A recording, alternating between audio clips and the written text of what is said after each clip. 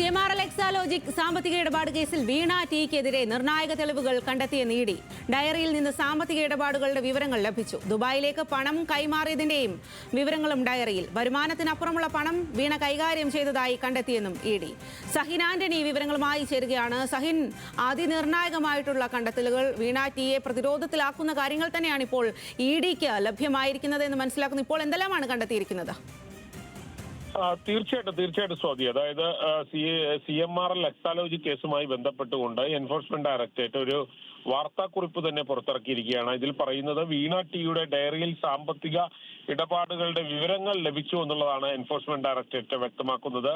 പണം ദുബായിലേക്ക് കൈമാറിയതിന്റെ വിവരങ്ങൾ ലഭിച്ചതായി അവർ ഈ വാർത്താക്കുറിപ്പിൽ പറയുന്നു. 85 ലക്ഷം രൂപ വിദേശത്തേക്ക് വീണ അയച്ചു എന്നാണ് പറയുന്നത്. മറ്റൊന്ന് 20,05 ലക്ഷം രൂപ അതിന്റെ കണക്കുകളും ഡയറിയിൽ ഉണ്ടെന്ന് പറയുന്നു. മറ്റൊരാളുടെ പേരിലെ സിം കാർഡിന്റെ ഫോട്ടോയിൽ ലഭിച്ചുവെന്ന് എൻഫോഴ്സ്മെന്റ് ഡയറക്ടറേറ്റ് പറയുന്നു. കൂടാതെ ഇന്റർനെറ്റ് കോളിന് വേണ്ടി സിം കാർഡ് ഉപയോഗപ്പെടുത്തിയെന്ന സംശയവും എൻഫോഴ്സ്മെന്റ് ഡയറക്ടറേറ്റിനുണ്ട്. ഇന്നലത്തെ റെയ്ഡിൽ ഡിജിറ്റൽ ഉപകരണങ്ങൾ പിടിച്ചെടുത്തതായും എൻഫോഴ്സ്മെന്റ് ഡയറക്ടറേറ്റ് പറയുന്നു. ഹവാല ഇടപാടുകളുടെ വിവരങ്ങൾ ലഭിച്ചതായാണ് വ്യക്തമാക്കുന്നത്. മാത്രമല്ല, വരുമാനത്തിനപ്പുറമുള്ള പണം വീണ കൈകാര്യം ചെയ്തതായി കണ്ടെത്തിയെന്നും എൻഫോഴ്സ്മെന്റ് ഡയറക്ടറേറ്റിന്റെ ഈ വാർത്താക്കുറിപ്പിലുണ്ട്. ഓക്കെ, സഹിൻ, എന്തായാലും അതിനിർണായകമായിട്ടുള്ള വിവരങ്ങളാണ് എൻഫോഴ്സ്മെന്റ് ഡയറക്ടറേറ്റ് ഇപ്പോൾ കണ്ടെത്തിയിരിക്കുന്നത് എന്നുള്ളതാണ്. ഇതിൽ ഈ ഡയറിയിലെ നിന്നാണ് ഇത്തരം സാമ്പത്തിക ഇടപാടുകളുടെ കൂടുതൽ വിവരങ്ങൾ ലഭിച്ചത് എന്ന് ആണ് പറയുന്നത്. അപ്പോൾ ഈ ഡയറി എത്രമാത്രം നിർണായകമാണ്, എത്രമാത്രം പ്രധാനപ്പെട്ട ഒരു തെളിവാകും ഈ കേസിൽ?